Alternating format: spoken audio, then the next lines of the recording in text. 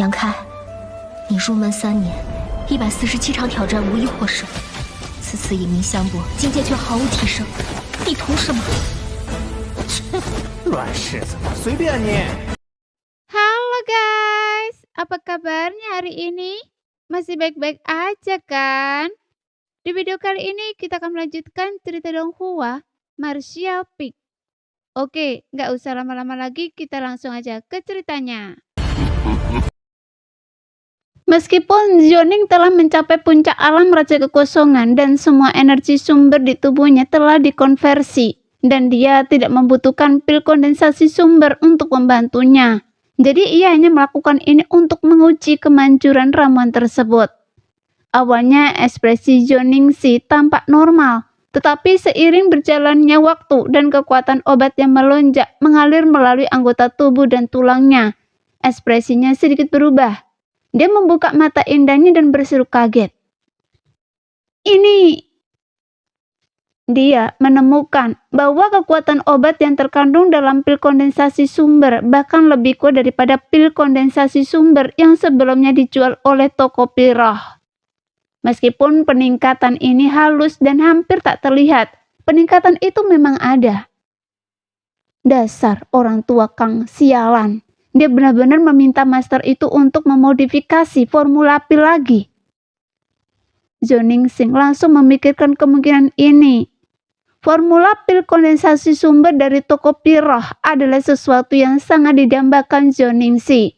Dan itu juga alasan utama mengapa dia tanpa ragu-ragu merekrut 3 alkemis dari saingannya. Tapi ketika alkemis itu, karena berbagai alasan tidak mau mengungkapkan formula pil mereka kepada orang lain, tetapi menyediakan bahan untuk pemurnian bukanlah masalah. Jika mereka bisa direkrut, pavilion pil dan senjata bisa menjual pil roh yang sama dengan bengkel pil roh, sehingga menghilangkan satu-satunya keunggulan bengkel pil roh dan membuat penindasan jauh lebih mudah. Namun, penemuan hari ini membuat Zhonning Si marah. Iblis tua Kang, itu memang licik. Dia pasti tahu rencana saya. Itulah sebabnya dia memodifikasi formula pil lagi, membuat pil kondensasi sumber semakin efektif. Dengan cara ini, bengkel pil roh masih memiliki keunggulan dalam hal kemanjuran. Zhonning Si sangat marah. Apa gunanya menghabiskan begitu banyak uang untuk merekrut 3 alkemis saingannya? Iblis tua Kang, tunggu saja. Dalam beberapa hari, utusan bintang Istana Dewa Bintang akan tiba di kota hutan Mample. Mari kita lihat bagaimana Anda melawan saya.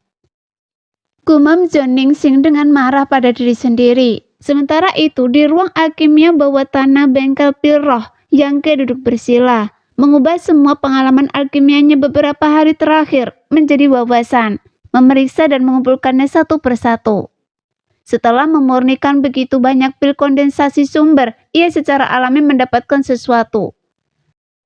Keuntungan ini bukan hanya materi dari 100 pil kondensasi sumber yang telah diperolehnya, tetapi juga termasuk peningkatan pengalaman alkimia dan pemahaman yang lebih dalam tentang Do alkimia.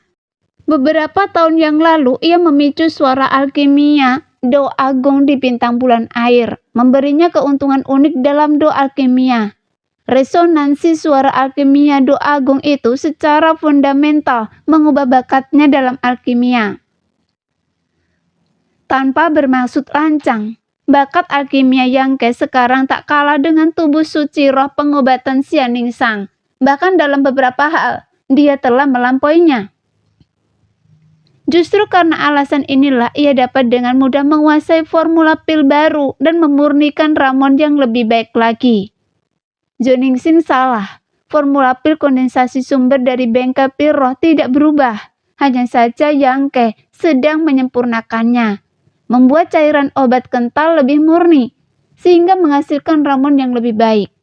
Tapi ini baru permulaan. Diyakini bahwa seiring Yang Ke terus menyempurnakannya, kekuatan obat pil tersebut akan semakin kuat dan akhirnya menjadi unik. Kang Siran kemudian mengirimkan lebih dari 100 set bahan untuk pil kondensasi asal, tetapi juga menginstruksikan Yangke untuk beristirahat beberapa hari lagi sebelum menyempurnakannya. Jelas dia lebih peduli dengan kesehatan Yangke. Saat ini hanya Yangke, sang alkemis yang bertanggung jawab atas bengkel pil roh, karena ia mampu menangani 3 orang sekaligus. Kang Siran tak berani mengabaikannya. Sejak memurnikan lebih dari 300 pil kondensasi sumber hari itu, sikapnya terhadap Yangke menjadi semakin ramah. Hampir selalu mengabulkan permintaannya. Namun Yangke tampaknya tidak menuntut apapun. Saat ini Yangke sedang menyerap wawasan yang diperolehnya dari beberapa hari terakhir alkimia sambil mengkonsumsi pil kondensasi sumber untuk mengubah kekuatan di dalam tubuhnya.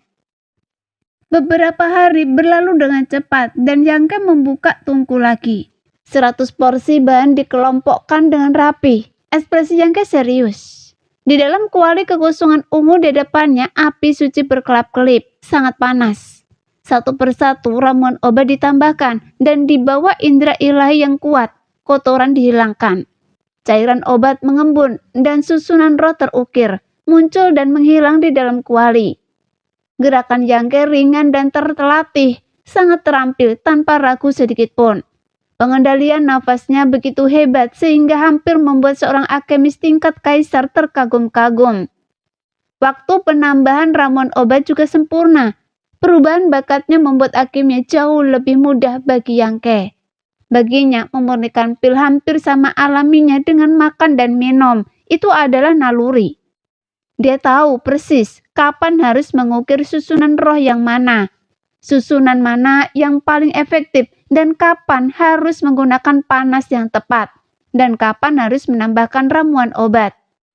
Begitu alkimia menjadi kebiasaan, kegagalan menjadi kemewahan. Ditambah dengan api suci yang kuat, itu merupakan keunggulan alami yang didambakan oleh semua alkemis. Jadi Yangke telah melampaui banyak orang lain dalam seni alkimia. Meskipun dia tidak mencurahkan banyak upaya untuk itu, doa agung itu misterius dan sulit dipahami. Hanya sedikit orang beruntung yang dapat mencapainya. Yangke tidak diragukan lagi salah satunya. Aroma pil mulai meresap di udara dan ekspresi Yangke semakin terfokus.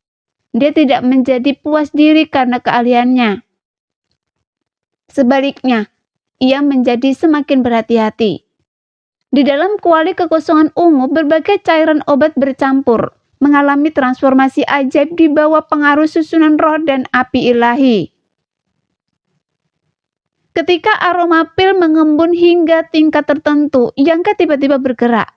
Tangannya bergerak dalam serangkaian segel tangan misterius, mengirimkan sinar cahaya misterius ke dalam kuali kekosongan ungu. Tempat mereka menghilang. Rasa sunyi kuno tiba-tiba merasuki udara, seolah-olah rangkaian teknik ini bukan milik area ini, melainkan milik zaman yang sangat kuno. Namun teknik ini selaras dengan doa agung, mengandung misteri yang tak terhitung jumlahnya. Saat teknik ini dijalankan, kekuatan dan indera ilahi dalam tubuh Yangke terkuras tak terkendali, seperti banjir yang meluap.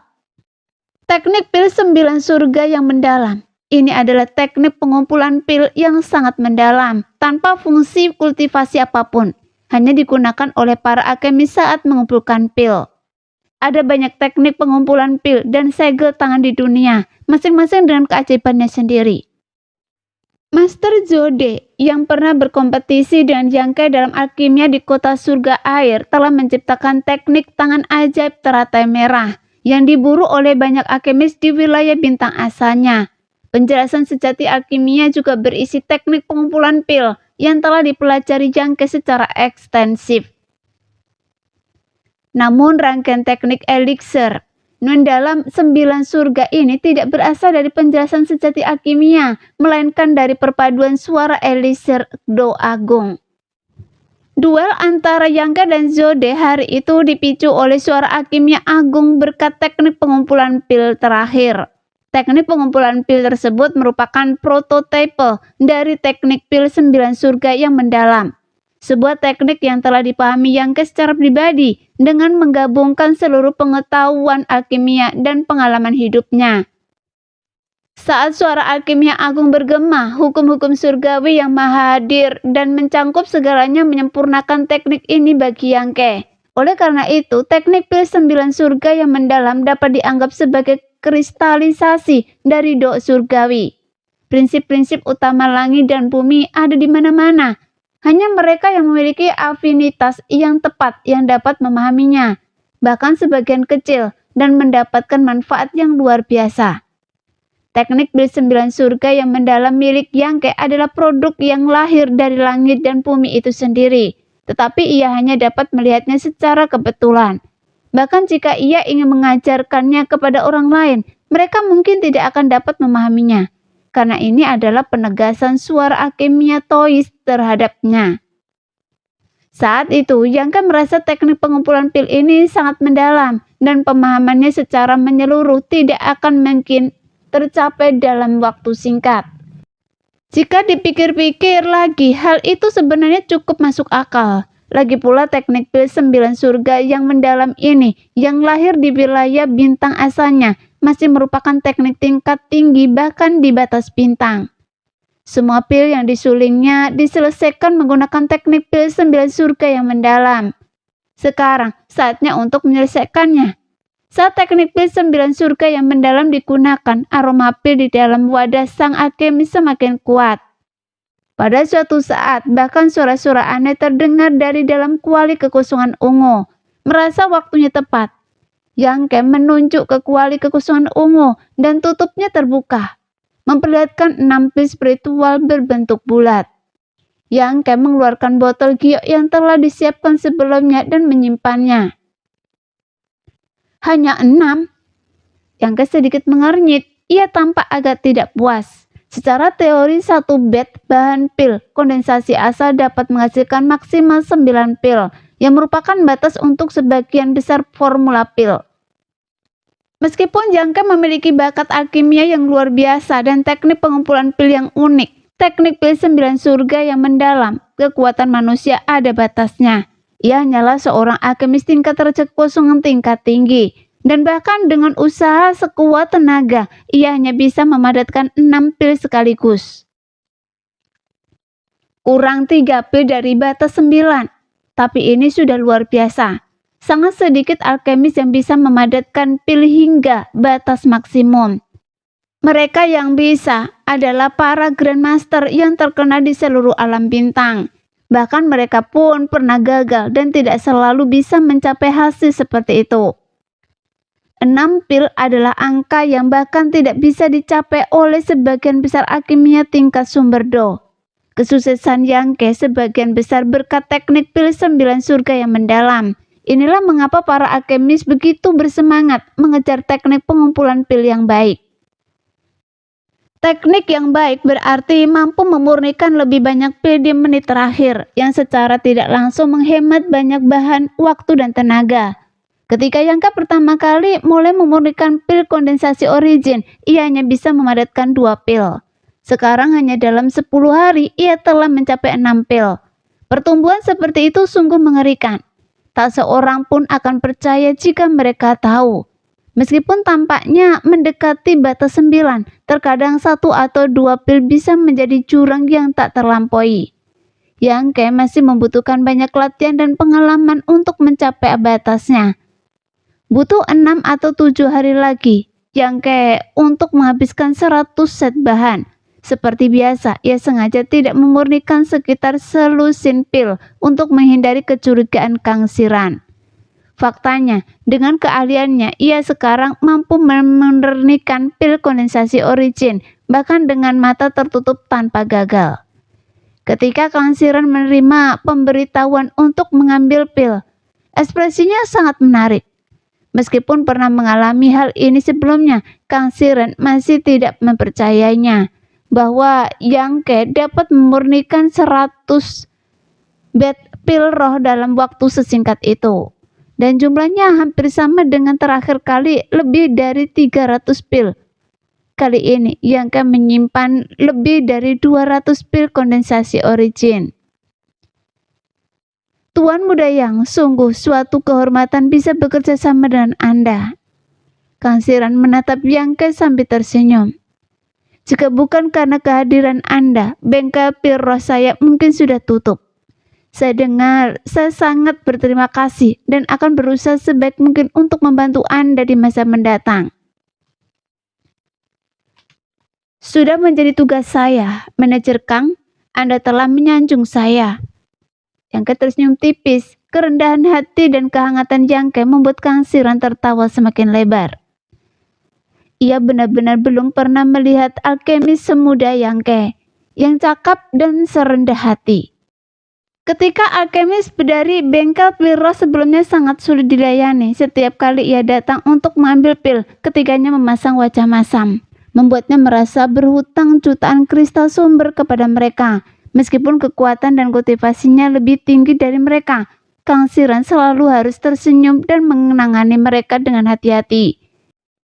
Ia juga harus memenuhi segala macam permintaan aneh untuk mereka. Misalnya Van Hong selalu perlu mencari perawan cantik untuk bersantai setelah memurnikan pil, dan tingkat kultivasi perawan ini tidak mungkin lebih rendah dari alam kembali kekosongan. Ada cukup banyak prajurit alam kekosongan yang kembali di kota hutan Mample, tetapi menemukan wanita seperti itu pasti akan menghabiskan banyak uang bagi bengkel pil roh. Dua alkemis lainnya bahkan lebih menuntut. Yang satu ingin minum anggur bunga merah segudang yang hanya tersedia di istana penguasa kota, dan yang lainnya ingin memakan buah api iblis yang tumbuh jauh di dalam rawa api. Secangkir kecil anggur bunga merah segudang berharga 1000 kristal asal, dan itu adalah persembahan khusus dari istana penguasa kota. Jika Kang Shiran tidak memiliki koneksi, dia tidak akan bisa mendapatkannya sama sekali. Buah api iblis bahkan lebih langka. Kedalaman rawa api adalah tempat yang mematikan. Bahkan prajurit alam Sumberdo mungkin akan mati 9 dari 10 kali jika mereka pergi ke sana. Tentu saja buah api iblis yang tumbuh di sana sangat berharga. 5.000 kristal asal untuk satu buah dianggap rendah, 7 atau 8.000 mungkin. Kuncinya adalah benda ini hanya dapat memuaskan nafsu makan seseorang dan sama sekali tidak berguna untuk meningkatkan kekuatan. Setiap kali Kang Shiran memikirkan hal-hal ini, hatinya terasa sakit.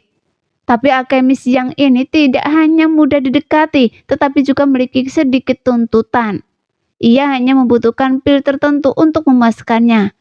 Sebagai perbandingan, karakter mulia Yangke jauh melampaui ketiga sampah itu. Sekarang ketiganya berada di pavilion pil dan senjata, membuat pelayan malang Joningsing sakit kepala. Memikirkan hal ini, suasana hati Kang Shiran tiba-tiba membaik. Tuan Muda Yang, maukah Anda beristirahat beberapa hari lagi? Dengan pil kondensasi sumber yang Anda berikan kali ini, bengkel pil roh kita tidak perlu khawatir tentang persediaan untuk setengah bulan ke depan. Melihat ketekunan Yangke, Kang Shiran sedikit terharu dan berinisiatif untuk menyarankan. Oh, jika kita punya cukup pil kondensasi sumber, haruskah kita memurnikan pil roh lainnya? Tanya Yangke. Kang Shiran terkekeh. Permintaan untuk pil roh lainnya tidak terlalu tinggi. Saya masih punya beberapa stok, jadi tidak perlu terburu-buru. Alkemis Yang, Anda harus beristirahat dengan baik dan jangan terlalu memaksakan diri. Baiklah kalau begitu, saya akan istirahat beberapa hari. Yangke berpikir sejenak lalu mengangguk. Sebaiknya begitu. Ngomong-ngomong Tuan Yang, karena Anda baru di kota hutan Mample, maukah Anda ikut jalan-jalan besok? Kemana? Yangke menatap Kang Shiran dengan curiga. Kang Shiran tersenyum tipis dan berkata, begini, seorang utusan bintang dari Istana Dewa Bintang telah tiba dan saat ini berada di Istana Tuan Kota. Saya merasa terhormat diundang untuk menemaninya. Besok saya akan pergi bersama utusan bintang dan saya boleh membawa 1 orang. Utusan bintang dari Istana Dewa Bintang? Yangke mengangkat sebelah alisnya. Melihat ekspresinya, Kang Shiran diam-diam menghela nafas lega. Senang Yangke tidak sebodoh itu sampai tidak tahu tentang Istana Dewa Bintang. Lagi pula itu adalah penguasa seluruh wilayah selatan. Sekte Kaisar Mingyue. Dan Kaisar Mingyue adalah salah satu dari 10 kaisar agung. Sebagai utusan bintang Istana Dewa Bintang, statusnya jelas sangat tinggi. Mengapa seorang utusan bintang istana Dewa Bintang datang ke kota hutan Mample? Yang bertahan kening. Lagi pula kota hutan Mample tidak terlalu makmur, jadi mustahil baginya untuk menarik orang seperti itu. Namun Yangke segera menyadari, mungkinkah itu karena apa yang terjadi di Gunung Yuking? Benar, Kang Siran mengangguk. Jejak burung ponik telah muncul di Gunung Yuking. Banyak tokoh berpengaruh dari luar telah datang ke kota hutan Mample untuk menyelidiki. Tuan Muda Yang, Anda telah mengurutkan pil di sini siang dan malam, jadi Anda tidak menyadari apa yang terjadi di luar. Kunjungan utusan bintang ke sini tentu saja karena burung ponik. Kalau tidak, bagaimana mungkin kota sekecil kota hutan Mample menarik begitu banyak tokoh berpengaruh? Siapakah orang-orang ini? Yangke langsung penasaran. Dia tidak sedang bergosip, melainkan ingin menyelidiki struktur kekuasaan wilayah selatan. Mendengar pertanyaannya, Kang Siran tentu saja menjawab semua pertanyaannya tanpa ragu. Berita tentang kemunculan Luan Feng menyebar dengan sangat cepat. Hampir semua sekte dan kekuatan besar di seluruh wilayah selatan yang mendengar berita itu datang. Setahu saya, ada Tanah Suci Bela Diri Surgawi, Istana Wuhua, dan Istana Ilahi Qingyang. Kekuatan-kekuatan ini berada di urutan kedua setelah Istana Dewa Bintang di antara sekte-sekte besar. Selain itu, tampaknya Kamar Dagang Jiyuan dan Kamar Dagang 7 Tokoh juga memiliki tokoh-tokoh kuat di sini. Namun saya hanya bertanggung jawab atas urusan bisnis, jadi saya tidak diberitahu dan tidak menghubungi tokoh-tokoh kuat di kamar dagang kami. Kata Kang Siran tanpa tergesa-gesa. Ada juga banyak kekuatan kecil dan menengah lainnya.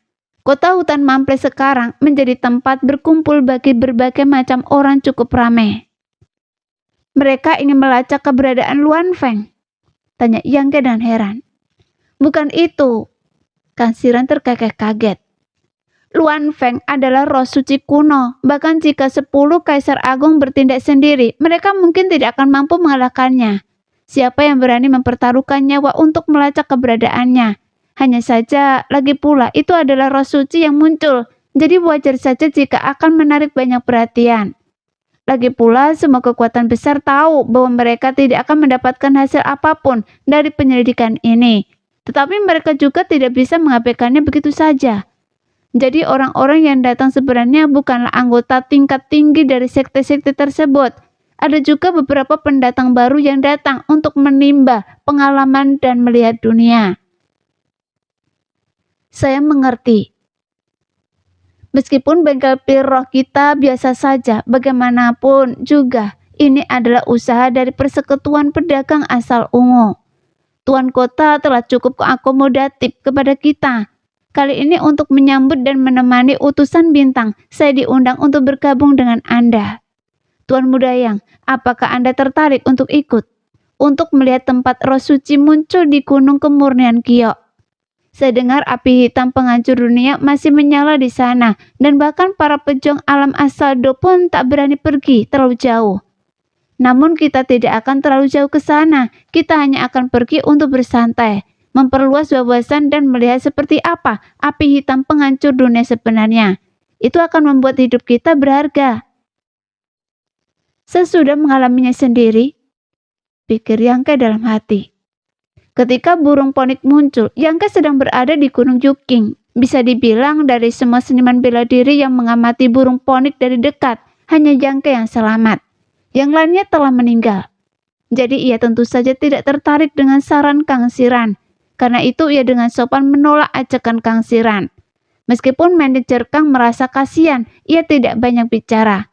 Lagi pula tidak semua orang ingin menunjukkan wajah mereka di depan utusan bintang, berharap mendapatkan dukungannya.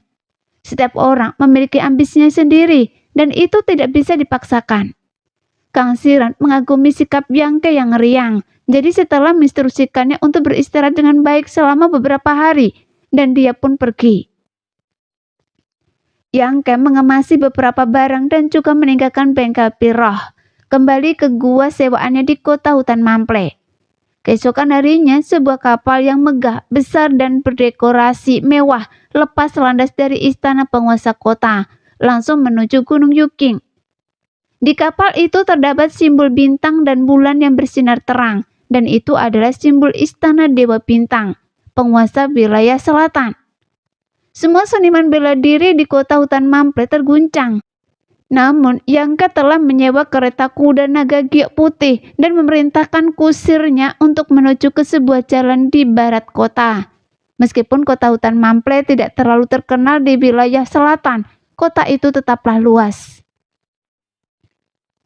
Terbang dan menggunakan artefak terbang dilarang di dalam kota, sehingga seniman bela diri yang ingin menghemat waktu hanya dapat menyewa kereta kuda naga giok putih. Kuda-kuda ini konon memiliki garis keturunan naga suci kuno, meskipun sangat encer. Mereka jinak, mudah dijinakkan dan memiliki penampilan yang mencolok, menjadikannya sempurna untuk menarik kereta kuda. Dalam waktu kurang dari setengah jam, mereka tiba di tempat tujuan. Yangke membayar ongkosnya. Ia turun dari kereta kuda, pergi ke sudut terpencil, mengeluarkan satu set pakaian yang telah ia persiapkan sebelumnya dari cincin spesialnya. Memakainya mengangkat topinya untuk menutupi wajahnya dan berjalan lurus menuju jalan ramai di depan. Ini adalah pasar gelap kota hutan Mample. Meskipun ia belum lama berada di kota hutan Mample, ia telah menyelidiki secara menyeluruh keberadaan pasar gelap. Yang disebut pasar gelap adalah tempat yang tidak bisa eksis secara terbuka, tetapi diam-diam diizinkan oleh mansion penguasa kota hutan Mample. Di sini ada banyak barang rampasan pembunuhan dan perampokan. Banyak barang tidak dapat dijual secara terbuka, tetapi mereka dapat menemukan pasar yang bagus di sini. Ada juga barang-barang dengan asal yang meragukan yang dapat dijual di sini. Para seniman bela diri yang masuk dan keluar pasar gelap secara sadar mematuhi aturan. Mereka tidak menanyakan tentang asal barang atau nama atau latar belakang penjual. Setelah transaksi selesai, mereka tidak memiliki kontak lebih lanjut. Di tempat ini sangat mudah untuk menemukan barang-barang bagus, membuatnya sangat populer dan disambut oleh para seniman bela diri kota hutan Mample, dan selalu ramai. Namun, justru karena aturan khusus ini, ada juga beberapa spekulan yang menjual barang palsu atau barang berkualitas rendah seolah-olah barang berkualitas tinggi. Ini sangat menguji ketajaman dan pengetahuan pembeli. Jika seseorang tertipu karena keserakahan, itu adalah kesalahannya sendiri, dan mereka tidak bisa menyalahkan siapapun. Yangke awalnya khawatir pakaiannya akan menarik terlalu banyak perhatian, karena pakaiannya yang agak tampak bersalah tidak membuatnya tampak seperti orang baik. Namun setelah memasuki jalan pasar gelap ini, ia menyadari bahwa kekhawatirannya tidak perlu. Ada banyak seniman bela diri yang berpakaian serupa dengannya di mana-mana. Sebuah penemuan yang langsung membuatnya tenang. Ia baru saja melangkah ke jalan ketika seorang pria tua bermata licik diam dan mendekat, tampak misterius. Pria tua itu menarik lengan baju Yangke, matanya melirik ke sekeliling, memberi isyarat agar Yangke berbicara ke samping. "Bicaralah dengan jelas," kata Yangke dingin. "Saudaraku, saya punya kabar baik untuk disampaikan kepada Anda, tetapi bagaimana saya bisa mengatakannya di sini?" "Hati-hati, dinding punya telinga," kata pria tua itu, melirik ke sekeliling dengan waspada seperti tikus yang mencuri minyak. "Kalau begitu, jangan bicarakan itu," jawab Yangke, tahu bahwa semua jenis orang berbaur di tempat ini dan ia tidak punya waktu untuk disia-siakan dengan orang asing. Setelah itu ia melangkah maju. "Hei, adik, jangan pergi." Pria tua itu buru-buru menyusul dan menghalangi jalan Yangke sambil menggertakkan gigi dan berkata, "Baiklah, adik, Anda sepertinya orang yang sangat sibuk. Kalau begitu, saya tidak akan membuang-buang waktu Anda. Lihat ini." Sambil berbicara, ia mengeluarkan selembar kertas kulit binatang yang kusut dari dadanya. Tidak jelas terbuat dari kulit binatang apa kertas itu, tetapi masih ada fluktuasi energi yang kuat. Di atas kertas kulit binatang itu, garis-garis rumit melintasinya, saling bersilangan dan tampak sangat dalam. Pria tua itu hanya melambaikan kertas kulit binatang itu di depan Yangke sebelum segera menyimpannya. Ia kemudian berkata dengan ekspresi sedih. Sejujurnya, adikku, peta harta karun ini adalah harta karun warisan leluhur saya.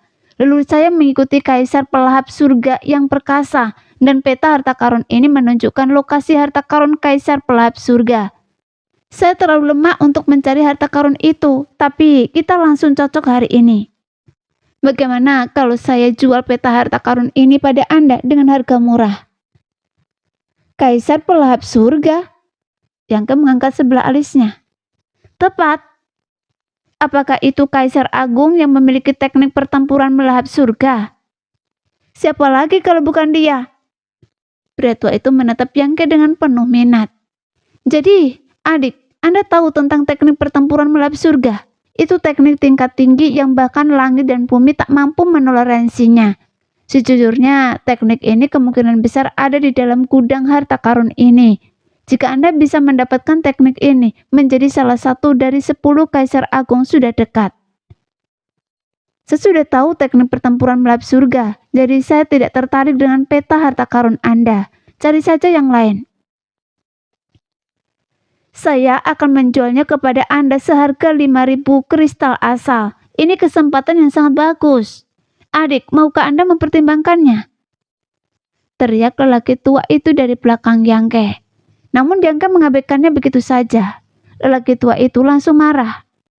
Bocah nakal, kalau Anda tidak membeli, terserah. Tapi beraninya Anda mengaku tahu teknik pertempuran melahap surga. Apa Anda pikir saya bodoh? Setelah mengatakan itu, ia bergumam pada diri sendiri. Bukankah trik ini terlalu mudah ditebak? Haruskah saya mencoba metode yang berbeda? Tepat ketika ia khawatir tidak ada yang tertipu oleh triknya selama berbulan-bulan dan ia tidak punya uang, seorang seniman bela diri lain berjalan menuju sudut jalan. Seniman bela diri ini sebenarnya adalah seorang gadis yang terlihat berusia 17 atau 18 tahun. Gadis itu tidak buruk rupa dan memiliki tubuh yang sangat bagus. Tetapi tanda lahir besar berbentuk bulan sabit di separuh wajahnya merusak kecantikannya secara keseluruhan, membuat orang mendesah dengan penyesalan. Gadis itu melompat-lompat dari sana, Mbak Peri kecil yang riang, dengan raut wajah polos dan naif. Melihat ini lelaki tua itu segera menghampirinya, wajahnya dihiasi senyum yang sangat ramah.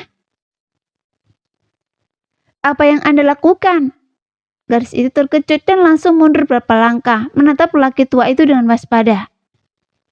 Jangan takut, Nona muda, saya tidak bermaksud jahat. Senyum lelaki tua itu semakin ramah. Lalu, apa yang Anda inginkan? Wanita muda itu menatap lelaki tua itu dari atas ke bawah. Sedikit kewaspadaan naluriah terpancar di matanya yang jernih dan indah. Lelaki tua itu terkekeh, berpura-pura penuh makna.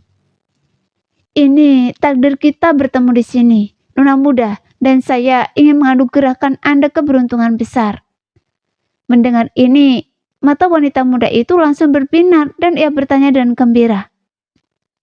Keberuntungan besar? Keberuntungan besar apa? Katakan pada saya.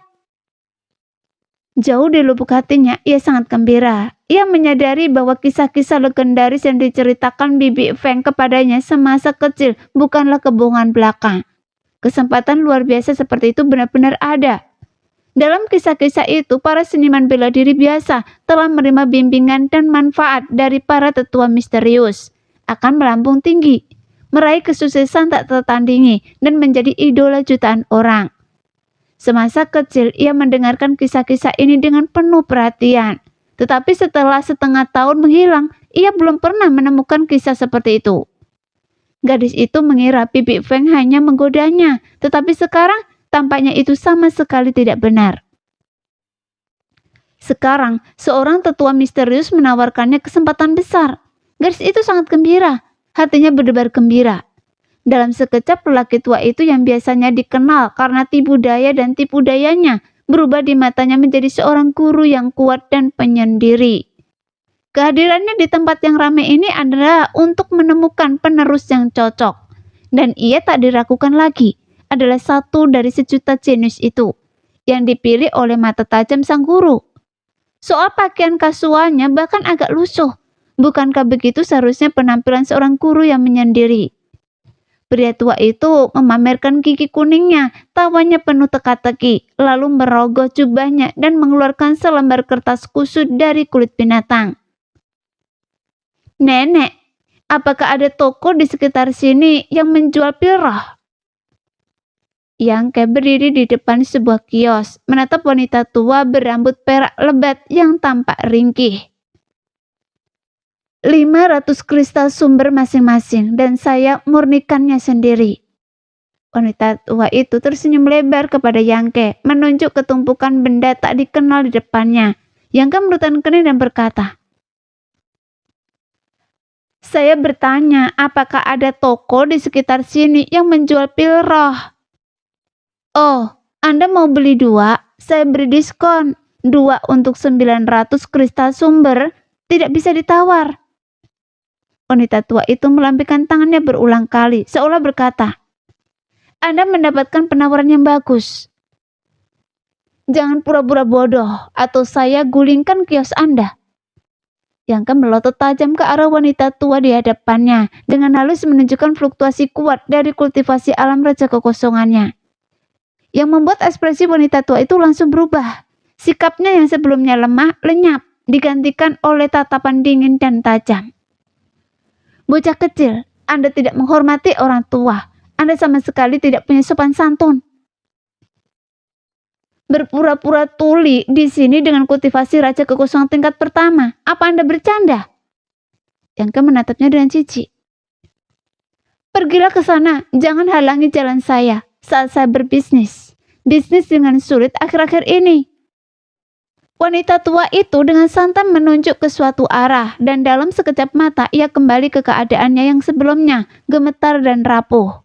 Mengikuti arahan wanita tua itu, Yangke segera tiba di pintu masuk sebuah toko. Asisten toko itu adalah orang biasa, tidak seperti wanita tua dan pria tua yang pernah ditemuinya sebelumnya. Setelah mengetahui tujuan Yangke, ia dengan hangat menyambutnya masuk, menyiapkan kamar pribadi untuknya, menyeduh teh, dan meminta Yangke untuk menunggu sebentar sebelum pergi dengan hormat. Yangke tidak terburu-buru, jadi dia menyesap teh harumnya dan menunggu dengan tenang. Alasan Yangke datang ke pasar gelap adalah karena beberapa kesulitan yang tak terhindarkan. Alasan terbesarnya adalah sekitar 300 pil kondensasi sumber. Ia diam-diam menyimpan pil-pil ini untuk dirinya sendiri. Ia tidak bisa menggunakan semuanya. Menyimpannya akan sia-sia, dan menjualnya ia tidak memiliki jalur yang baik. Lagi pula asal-usul pil kondensasi origin ini tidak sepenuhnya terhormat. Dan Yangke tidak mungkin membuka toko untuk menjual pil-pil ini sendiri. Jika ia melakukannya, ia pasti akan dikritik oleh orang-orang di toko pil roh. Jadi ia hanya bisa datang ke pasar gelap. Dan ini adalah tempat terbaik dan paling cocok. Ia pada dasarnya kehabisan kristal sumber. Menjual pil-pil ini setidaknya akan membantunya dalam keadaan darurat. Tak lama kemudian seorang pria gemuk dan gemuk mendorong pintu dan masuk. Pria itu berkulit kemerahan, tubuhnya penuh lemak, dan langkahnya membuat lantai berderit. Matanya menyipit dan kilatan kelicikan terpancar di dalamnya. Begitu masuk, pria gemuk itu menggenggam tangannya dengan hangat dan berkata, "Nama saya Jin Fugui, dan saya menyapa tuan muda ini." Ia dengan bijak menahan diri untuk tidak menanyakan nama Yangke, karena orang-orang yang datang ke sini tidak suka orang lain mengorek-ngorek latar belakang mereka. Yangke berdiri dan berkata, "Manajer Jin, Anda terlalu baik." Setelah mengamati pria gemuk itu dari atas ke bawah, Yangke terkejut saat menemukan bahwa pria gemuk ini juga seorang seniman bela diri raja kekosongan tingkat ketiga, dan kekuatan batinnya sangat kuat. Tampaknya telah sepenuhnya mengubah energi sumbernya. Makhluk seperti itu tidak jarang di kota hutan Mample, dan seperti Kang Siran dan Zhou Ningsing, mereka dapat dianggap sebagai salah satu yang terkuat di kota hutan Mample. Jin Fugui duduk dengan senyum hangat, kursi di bawahnya berderit saat ia menggertakkan giginya. Ia tersenyum pada Yangke dan berkata, "Saya dengar dari penjaga toko bahwa Anda punya setumpuk pil roh untuk dijual." "Benar." Mata kecil Jin Fugui berbinar dengar ini. dan ia berkata, "Bolehkah saya bertanya pil roh apa yang Anda miliki?" "Saya jin, punya pengaruh di kota hutan Mampleh, jadi Anda bisa tenang jika berdagang di sini. Saya selalu menawarkan harga yang wajar, dan saya punya reputasi yang baik. Saya tidak akan pernah membocorkan informasi Anda, jadi jangan khawatir." "Sebaiknya manajer jin yang mengatakannya." Yang mengangguk. Ia merogoh cincin spesialnya dan mengeluarkan sebuah botol giok. Ia mendorongnya ke depan Jin Fugui dan berkata, "Manajer Jin, lihatlah, ini pil roh yang ingin saya jual." Jin Fugui melirik Yangke, lalu mengambil botol giok itu dan membuka tutupnya. Kemudian dia melihat isinya. Sesaat kemudian ia tak bisa menahan diri untuk tidak mengangkat alisnya. Ia berseru kaget. "Ini pil kondensasi sumber." Bagaimanapun, pil kondensasi sumber selalu memiliki pasar, terutama di pasar gelap. Setiap hari setidaknya ada 8 atau 10.000 orang yang menunggu untuk membeli pil kondensasi sumber. Pil-pil ini baik secara terang-terangan maupun diam-diam selalu ludes terjual begitu muncul.